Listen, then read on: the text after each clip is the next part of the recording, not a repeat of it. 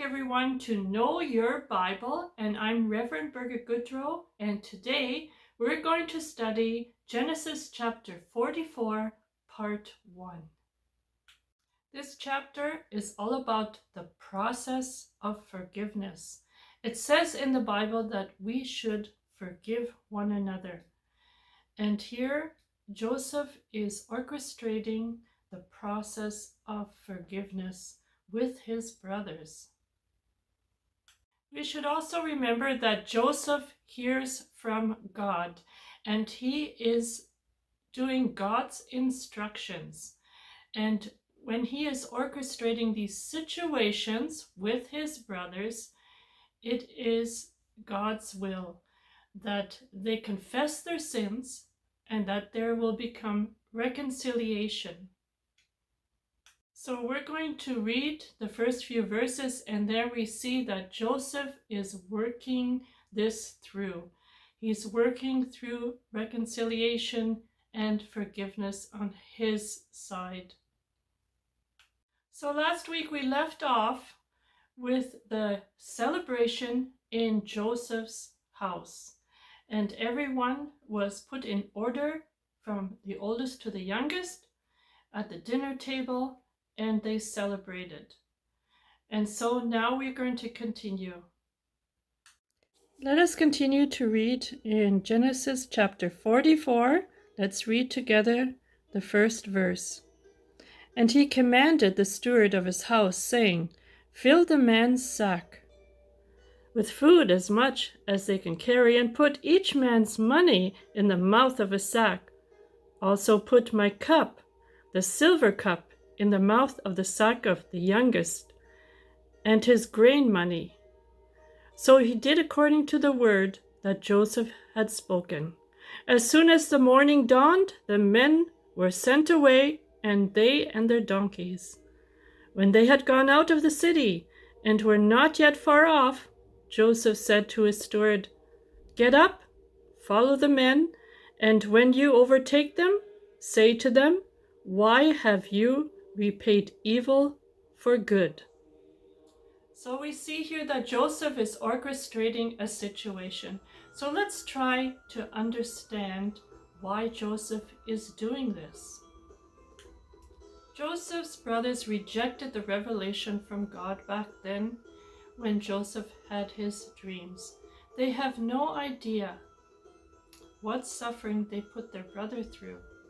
In order for healing and reconciliation to happen, they need to understand some of the hurt and some of the horrible situation or the horrible things that Joseph went through. Joseph needs time for healing, and so he is orchestrating under God's instruction these things before healing can take place. Let us continue to read in verse 5. Is not this the one from which my Lord drinks, and with which he indeed practices divination? You have done evil in so doing.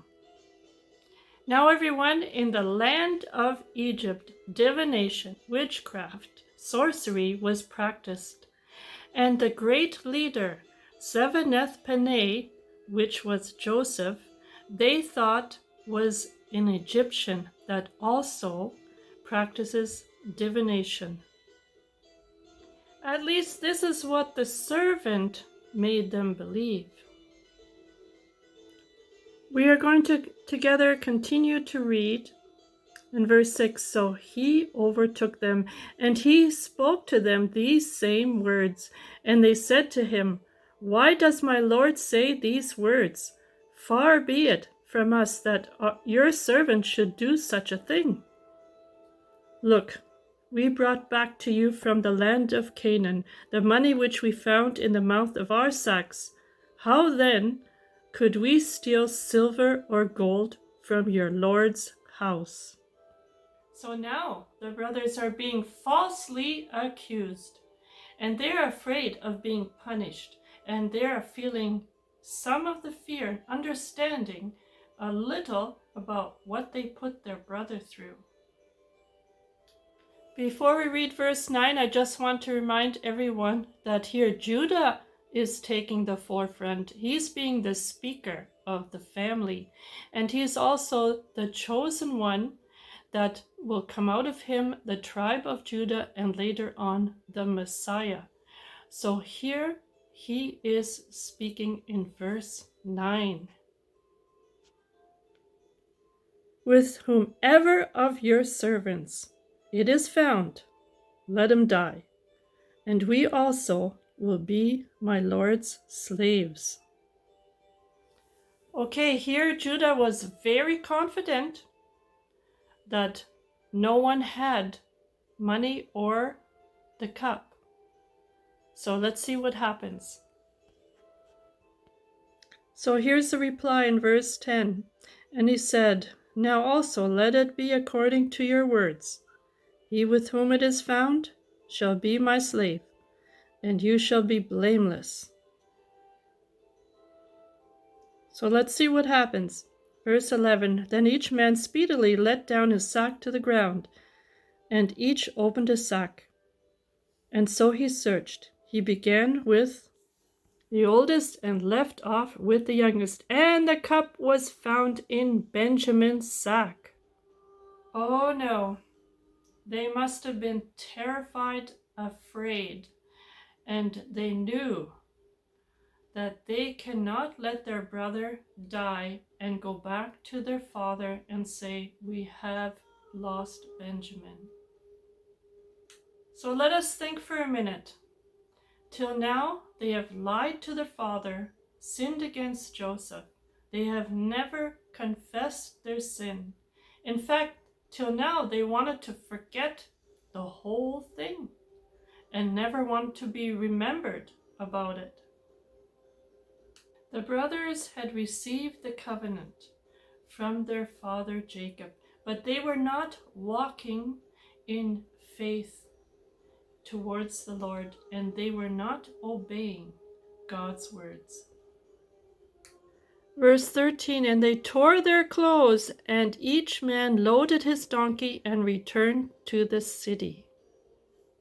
Back then, when people were mourning and grieving, that is what they did. They tore their clothes. And here you can see how they are grieving when they tore their clothes in front of everyone. Well, the brothers could have said, okay, take Benjamin and we'll go our way. But here God is revealing sin from the past. Doors are opening here in order to get reconciliation. Verse 14, so Judah and his brothers came to Joseph's house, and he was still there, and they fell before him on the ground. Now this is the third time that they are bowing before Joseph. And this is revelation. This is what God put in Joseph's dream, that his brothers would bow down before him. Verse 15, and Joseph said to them, what deed is this that you have done? Did you not know that such a man as I can certainly practice divination? So here he's just playing with words. And then Judah said, what shall we say to my Lord? What shall we speak? Or how shall we clear ourselves? God has found out the iniquity of your servants. Here we are, my Lord's slaves, both we and he, also with whom the cup was found. So the brothers did not have the strength or the nerves to go back to their father and say that Benjamin is no more. So here it is God's will that the brothers understand the hurt that they have done upon Joseph. So let us talk for a minute about forgiveness. Now sometimes we do hurt a person by saying something or doing something, and we go up to them and we say, I'm sorry, but that forgiveness is not going to come that easy. Sometimes people cannot forgive us that fast. It's not a fast fix by just saying, I'm sorry, because in a lot of cases, we do not acknowledge or realize the hurt and suffering we put upon the other person. So forgiveness can take time, and sometimes we need to go that extra mile in order to get forgiveness, to acknowledge the hurt and suffering that we put upon the other person. So before I end this session, I'd like to read a quote from Dr. Baruch Corman. And he says, we would always feel much better to be forgiven, and everything would be nice, and the tension would be done and away with. The motivation is not what is right and good for you. The mind should be upon the one that you have injured. That we truly want forgiveness and healing is a part of it. So everyone, thank you for joining me today. And next week we're going to continue in Genesis chapter 44, part 2.